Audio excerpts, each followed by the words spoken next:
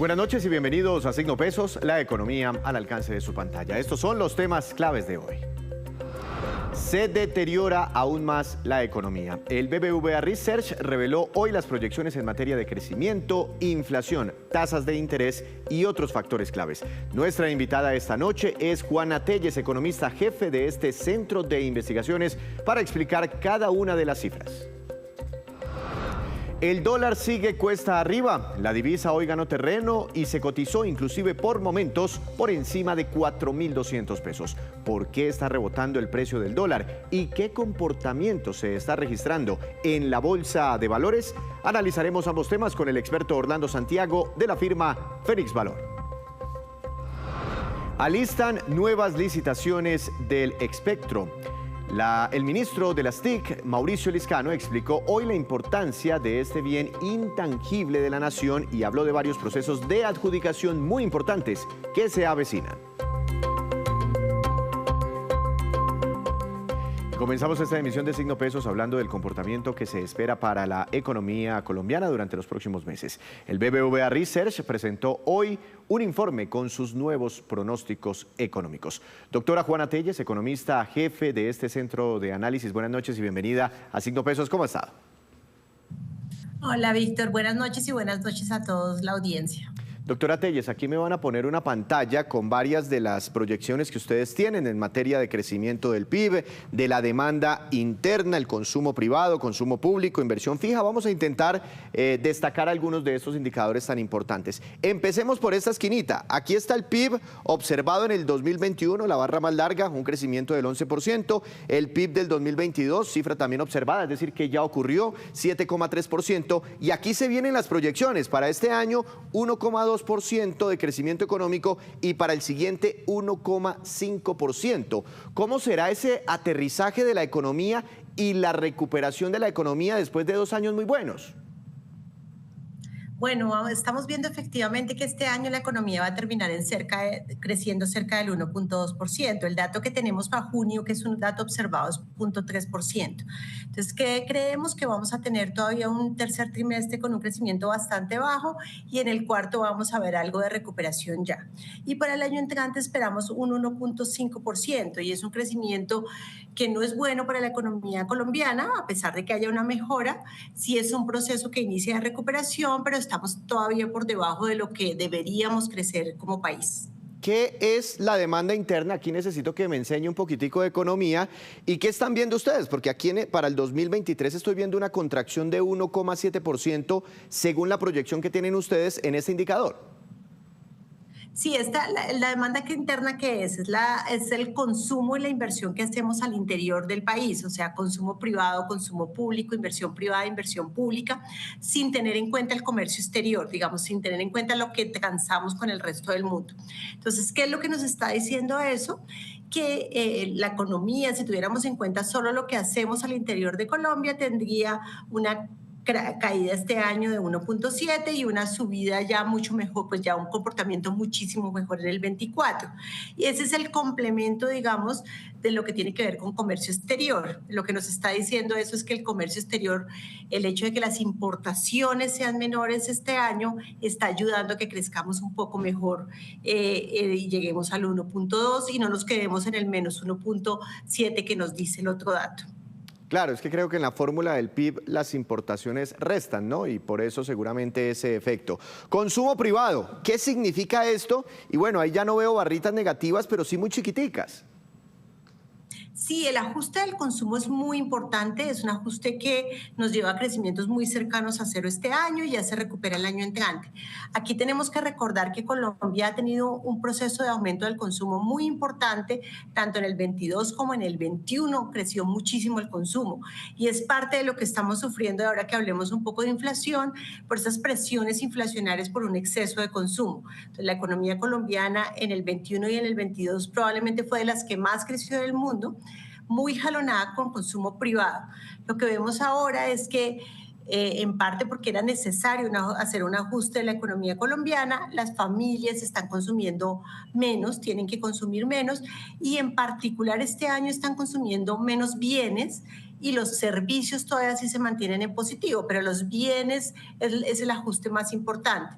En el 21 y en el 22 consumimos muchos bienes, consumimos bienes durables, consumimos todo lo que tiene que ver con automóviles, equipos de sonido, todo lo que tiene que ver con televisores. Eso lo hicimos en el 21-22 y este año eso se ha desacelerado y estamos consumiendo todavía servicios.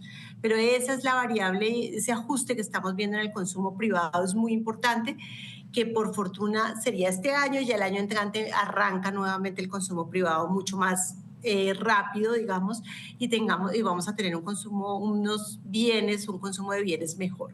Bueno, aquí estoy entonces entendiéndole que el consumo privado es el que hacemos los hogares colombianos y el consumo público seguramente está relacionado con el gobierno nacional, con el sector público, gobiernos territoriales seguramente, y veo que, pues según sus proyecciones, como que es el consumo público el que va a sostener la economía en este y el próximo año. Pero no me quiero detener aquí, sino quiero pasar a la última gráfica, porque usted habla de la inversión fija, o ustedes en el BBVA, y aquí veo una barra hacia abajo muy grande, 9,3% de contracción. ¿Qué significa la inversión fija y qué tanto le resta esto a la economía?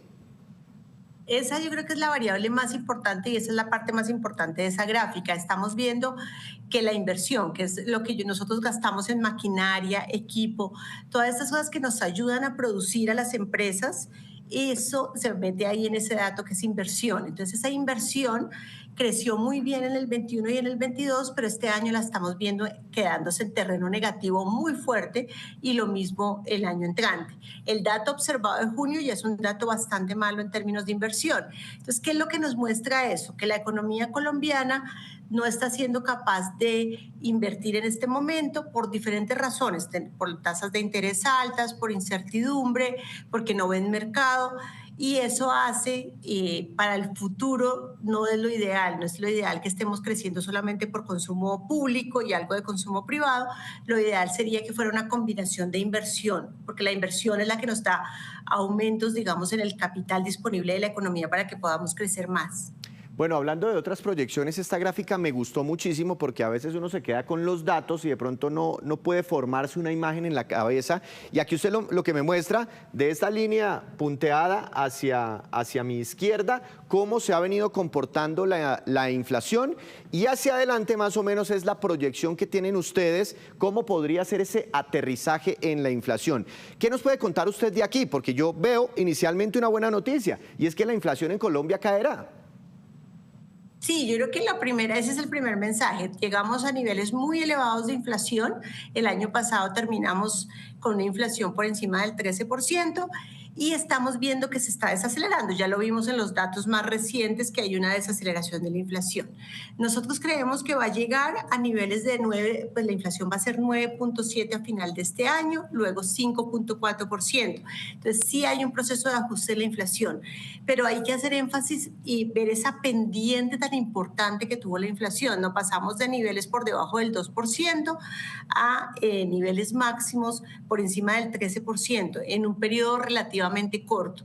Y eso está muy relacionado con lo que hablábamos antes, y es un consumo muy elevado de la economía colombiana que no era, le decimos nosotros, sostenible porque la capacidad de producción de la economía no lograba suplir todo lo que estábamos demandando los colombianos. Entonces, ese es un efecto. Pero yo creo que la buena noticia es que está bajando. Sin embargo, hay que recordar que cuando uno piensa en la inflación hay una meta del Banco Central y la meta es 3% puntual en un rango entre 2 y 4. Y todavía, según las previsiones de nosotros, no llegaríamos a esa meta. Entonces, por eso es cierto que está bajando, pero es un tema que no está resuelto, que todavía tenemos que trabajar para bajar la inflación. Ah, claro, es que mire, por aquí nos salimos de la meta en el 2021 y no vamos a regresar a la meta del 3% o el rango que se ubica entre el 2 y el 4%, ni siquiera según sus proyecciones en diciembre del 2024. Pero bueno, yo le quiero hacer también una pregunta con una última gráfica que me pareció interesante, porque ustedes dicen, así vemos al país, pero se pueden hacer cosas para darle un estartazo a la economía y ojalá tengamos como una recuperación más acelerada y más rápida. ¿Cuáles son como las recomendaciones o qué cosas se podrían hacer para tener mejores cifras? Yo creo que hay varias cosas que son claves de lo que hablamos. Uno, efectivamente la economía colombiana va a crecer 1,5, lo decimos el año entrante. Ya este año está relativamente jugado, digo yo. El año entrante 1.5 no es un crecimiento ideal, o sea, es una recuperación, pero todavía Colombia está creciendo, crecería muy débilmente. Entonces hay que pensar cómo hacer que ese crecimiento sea más rápido. ¿Y por qué necesitamos que sea más rápido? Para que el crecimiento, el PIB per cápita, por ejemplo, crezca, para que tengamos ingresos fiscales, para muchas cosas están detrás de un buen crecimiento. La economía y el objetivo debe ser crecer más. Entonces, unas cosas que hay que hacer, creemos nosotros, es impulsar la inversión privada, que es la primera, y esa pregunta que me hacía al principio Víctor era esa, es ¿por qué la inversión está tan débil? Entonces, tenemos que facilitar que la inversión privada crezca y que ese crecimiento se dé de una manera adecuada para que Colombia pueda crecer más, probablemente en el 24, pero más allá, en el 25, en el 26, Colombia tiene que crecer muy por encima del 1.5. Entonces, primero, impulsar la inversión privada, facilitarla, disminuir la incertidumbre que estamos teniendo en algunos sectores en Colombia para invertir. Entonces, eso es muy importante y que la inversión pública acompañe la inversión privada. Entonces, por un lado es aumento de la inversión privada, por el otro es proteger y que el gasto público y lo que estamos haciendo se haga eficientemente para que sea generador de crecimiento realmente. Entonces, yo creo que es una combinación de promover más inversión y tratar de que el sector público acompañe bien esos procesos de inversión. Eso creo que son dos cosas claves. Y la tercera cosa que decimos, y eso lo hablamos mucho históricamente los economistas con ustedes muchas veces, y es Colombia tiene unos sectores que ayudan a crecer más, que son contracíclicos, los decimos. Entonces hay que volver a pensar en la construcción como un sector que genera empleo, que genera más inversión en el resto de la economía porque tiene muy buenos encadenamientos, que genera empleo. Tenemos que pensar en esa construcción de vivienda, pero también en la construcción de obras civiles y es promover esos sectores que permitan más crecimiento. Entonces, esa es una combinación de cosas para que Colombia pueda decir en el 25, no, estamos creciendo muy por encima del 2% y podemos darle lo que necesita la población colombiana. Doctora Telles, muchas gracias. Muchas gracias por estos minutos. Que tenga una feliz noche. Gracias, Víctor. Así está entonces el panorama económico, no solo para este, también para el siguiente año. Hacemos una breve pausa, pero cuando regresemos espere cómo les fue a los exportadores colombianos durante agosto de este año. Ya les contamos.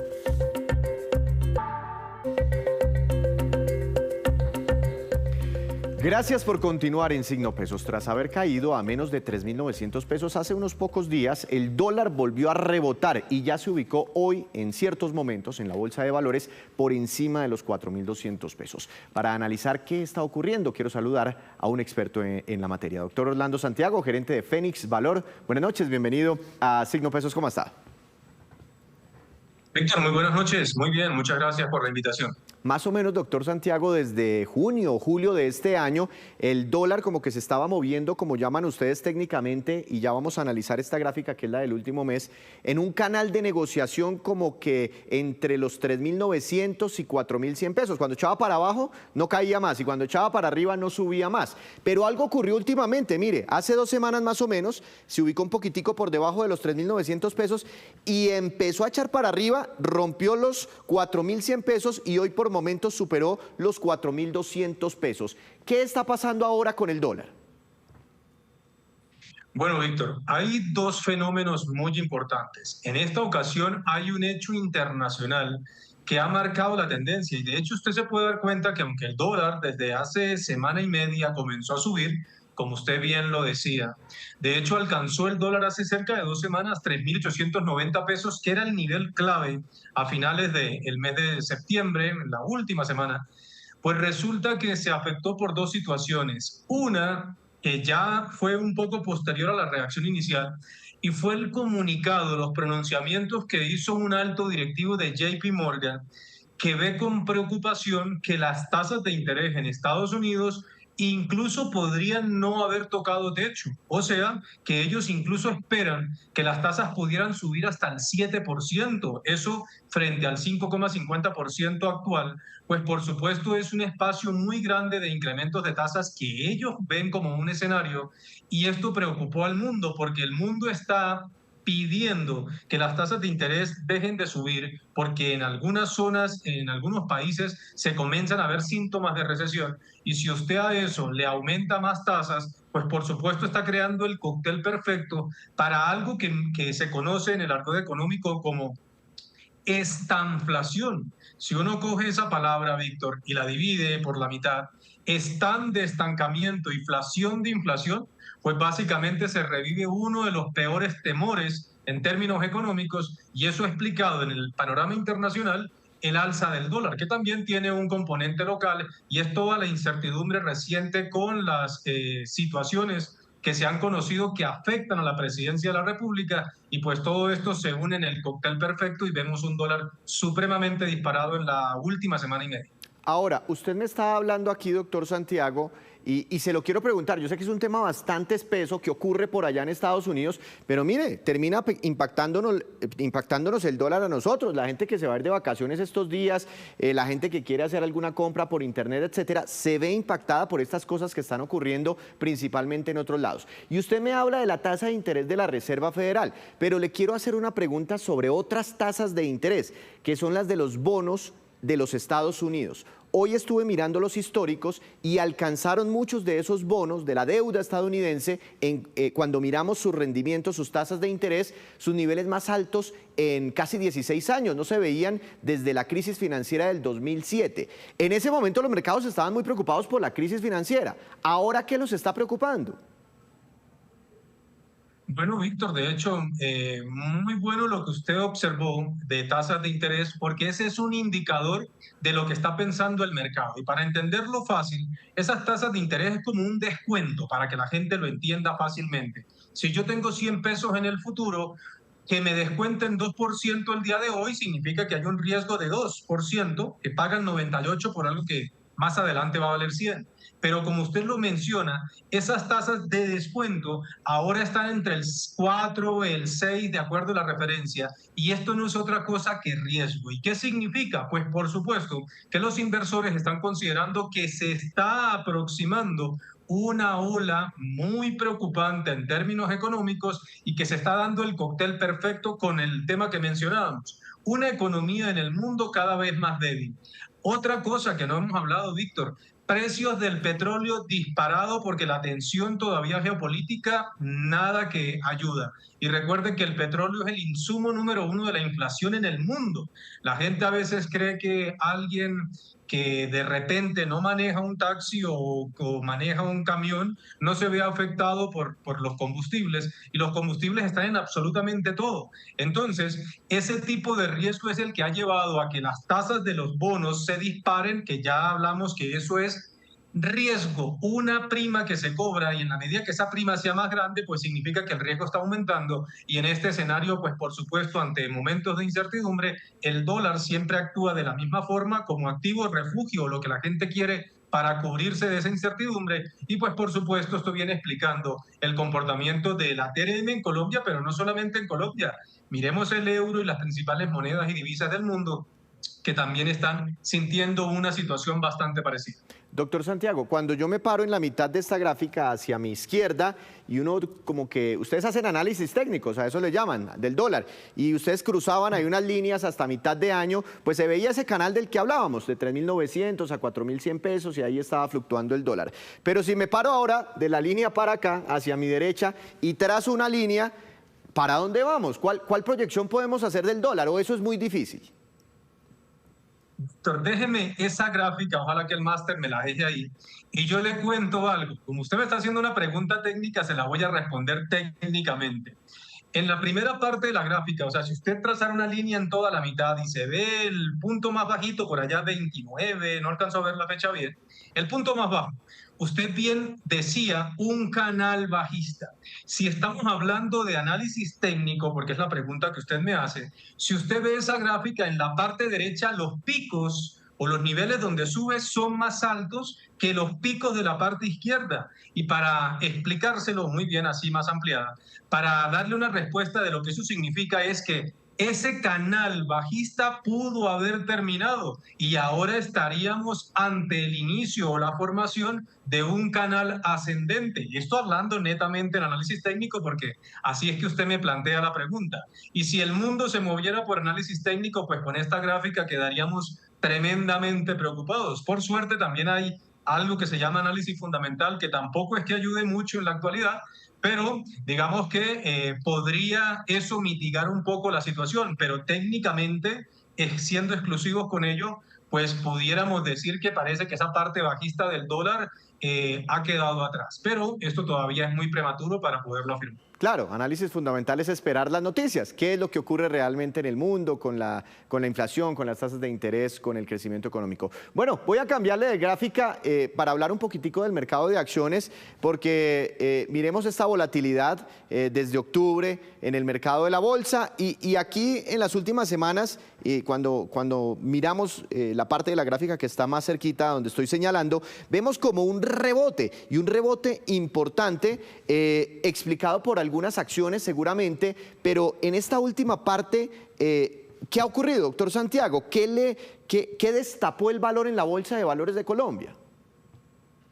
Bueno, Víctor, nuevamente si el máster nos ayuda, porque es que esas gráficas están muy buenas para poderlo explicar. Usted hace referencia a la última partecita de ese incremento que sí, ya como de sabemos septiembre a que fue octubre. Exacto, sí. 2 últimas semanas de septiembre a octubre con la noticia de Cementos Argos, que ya es conocida, una operación extraordinaria que, para decirlo fácil, le dijo al mercado que Semargos vale realmente 3 veces más de lo que el mercado pensaba hace 15 días hacia atrás. Por supuesto, hay una reacción importante porque Semargos no es Semargos. Semargos es Grupo Argos, que es su dueño. Semargos arrastra a Grupo Sura, que también tiene participación, en fin. Y eso genera una reacción en cadena. Pero esa gráfica está muy bonita, Víctor, porque usted hace rato me hablaba de análisis técnico. Y si usted mira esa gráfica que tenemos ahí enfrente, fíjese lo que pasa con esa gráfica cada vez que hay una reacción alcista. Cada vez esa reacción alcista es más bajita que la anterior. Yo no sé si usted lo puede notar y los televidentes lo Sí, pueden notar. sí, lo estamos viendo. Y eso se conoce exacto, se conoce en análisis técnico como máximos menores. Y la reacción reciente, incluso en el último ascenso, se ven 2 cosas importantes, que hace 2 días hubo un pico ahí también pequeñito, pero aún así ese pico es menor que los anteriores. Pero el suelo, antes de la noticia de Cementos Argos, o sea, la parte más baja de toda la gráfica que ustedes ven, que está hacia el final, es más baja que las bajas anteriores. Así que esa lectura de la bolsa lo que significa es que sí, muy buena la noticia de Cementos Argos, pero aún así el sentimiento del mercado, solo con esa gráfica, hablando a partir de ahí, es tremendamente bajista. Si se tratara de probabilidades y de análisis técnico, pues uno pudiera decir que con esa gráfica es mucho más probable que la bolsa siga bajando a que tengamos una continuidad en la recuperación de la última parte. Pero ya sabemos que el componente de Cementos Argos y esa noticia pues es bastante buena, pero nuevamente la misma respuesta del dólar. Esto está muy crudo aún como para tener una certeza de corto plazo sobre la evolución fundamental de las acciones. Pues eso es cuando ustedes hacen análisis técnicos que pasan unas líneas por ahí encima y trazan tendencias, etcétera. Pero cuando miramos cosas fundamentales, doctor Santiago, es posible, como los precios de las acciones están tan baratos, dicen muchos, que veamos noticias ya, análisis fundamentales parecidas a la de Cementos Argos, noticias que estallen el valor de las empresas, recompras de acciones, OPAs por compañías.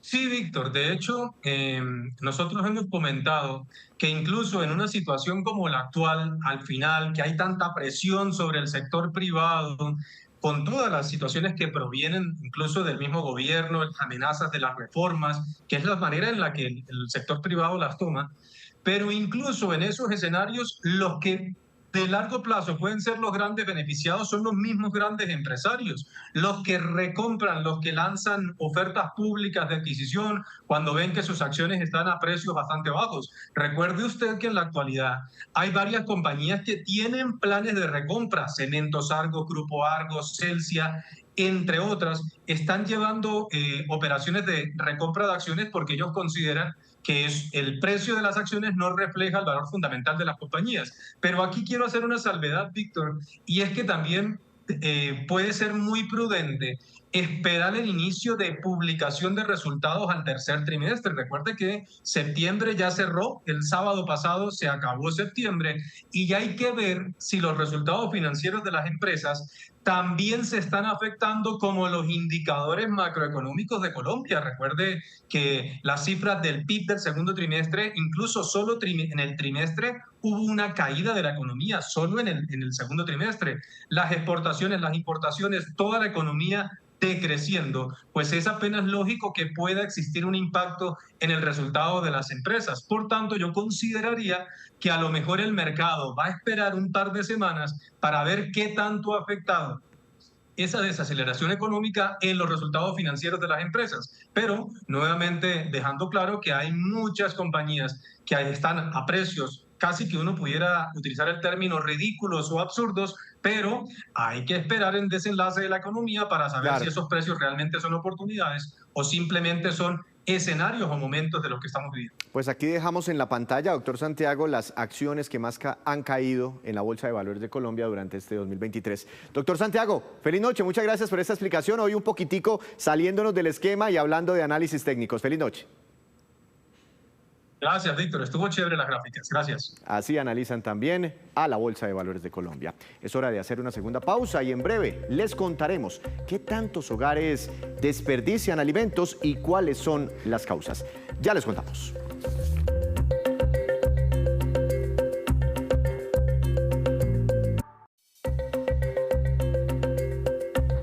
Regresamos a Signo Pesos con esta que es la cifra económica del día. 10,2% y corresponde a la caída que tuvieron las exportaciones colombianas durante el mes de agosto de este año comparadas con agosto de 2022. Esas exportaciones sumaron 3.946 millones de dólares. Entre enero y agosto, las exportaciones han caído 15,6%. A propósito sobre este reporte del DANE, reaccionaron el presidente de Analdex, Javier Díaz, y también el ministro de Comercio, Germán Umaña. Veamos lo que dijeron. Se conocieron hoy las cifras de exportaciones al mes de agosto y creo que hay una mala y una buena noticia alrededor de esas cifras. La mala noticia es que seguimos cayendo, 10% disminuyen las exportaciones en el mes de agosto. La buena noticia es que este 10% se compara favorablemente con el 30% que cayeron las exportaciones en julio. Uno lo que espera es que ya toquemos fondo y empecemos un proceso de recuperación de esas exportaciones. La caída en manufacturas es menor, la caída en agrícolas, en combustibles es menor. Entonces creo que empezamos un proceso que ojalá nos lleve a que el segundo semestre sea mucho más positivo en materia exportadora. Ha visto la caída de las exportaciones en el mundo, ha visto la caída del Producto Interno Bruto, ha visto la caída del comercio internacional, ha visto cómo todos los países han adoptado medidas proteccionistas. Nosotros no hemos caído más, eso no quiere decir que sea bueno, no hemos caído más que lo que ha sido la caída del Producto Interno Bruto en el mundo, lo que ha sido la caída de las exportaciones en el mundo, lo que ha sido la caída de las importaciones. Al contrario, en muchos casos estamos un poco menos peor, ya hay que decirlo, que la mayoría de lo que ha pasado en el mundo.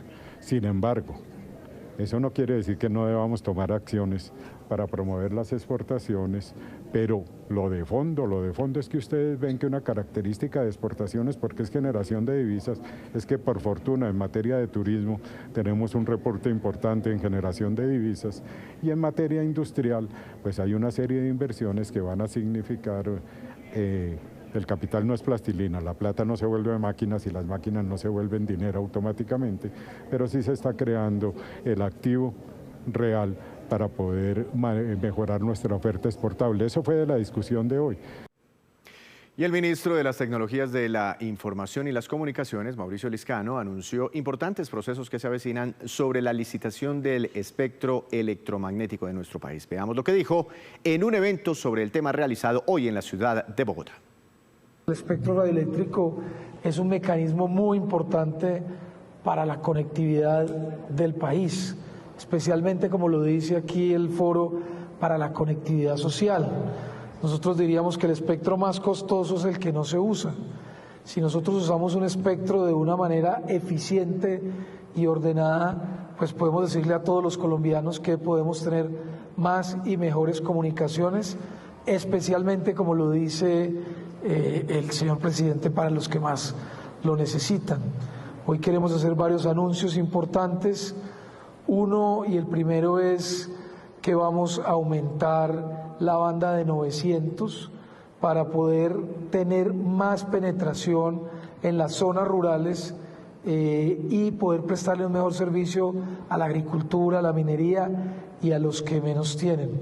Segundo, el otro anuncio que queremos hacer en esta rueda de prensa importante tiene que ver con que vamos a aumentar y seguiremos luchando contra la piratería de las emisoras o de las personas que utilizan el espectro radioeléctrico sin la debida permiso y sin los debidos, es decir, vamos a luchar contra las emisoras ilegales en Colombia. Ya lo estamos haciendo, pero vamos a profundizar la lucha. Y lo tercero, que lo he dicho, digamos, de una manera muy somera, pero que quiero reafirmar, es que ustedes saben que el 20 de agosto, pues vamos a, esto pues si es público, vamos a entregar la subasta de 5G, vamos a subastar el espectro de 3.500 y unas bandas remanentes. Pero lo que no he dicho mucho, que quiero reafirmar, es que en el mes de abril del próximo año vamos a tener otra subasta del espectro.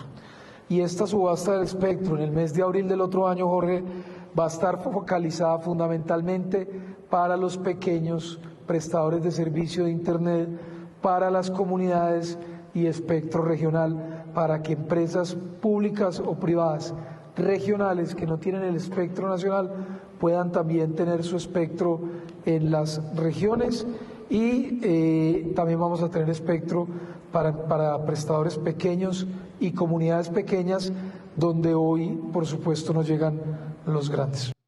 Ahí tuvo un pequeño lapsus el ministro. La subasta 5G, como él mismo lo ha dicho, se realizará el 20 de diciembre de este año y anuncia una nueva subasta para el 2024. Ahora nos vamos con estos que son los indicadores económicos que usted debe conocer siempre antes de irse a dormir. Dólar, tasa representativa del mercado, el oficial para mañana, 4.187 pesos con un centavo, subió más de 45 pesos hoy. El petróleo Brent de referencia para Colombia subió 0,33%, quedó en $91 con un centavo por barril. El precio interno del café colombiano subió y quedó en promedio como referencia para mañana a 1.328.000 pesos por carga. El índice MSCI Colcap de la Bolsa de Valores de Colombia cayó 0,93%, acción más valorizada. Grupo Sura, ganancia de 2,32%, acción que más cayó. Grupo Energía Bogotá con un retroceso de 5,29%.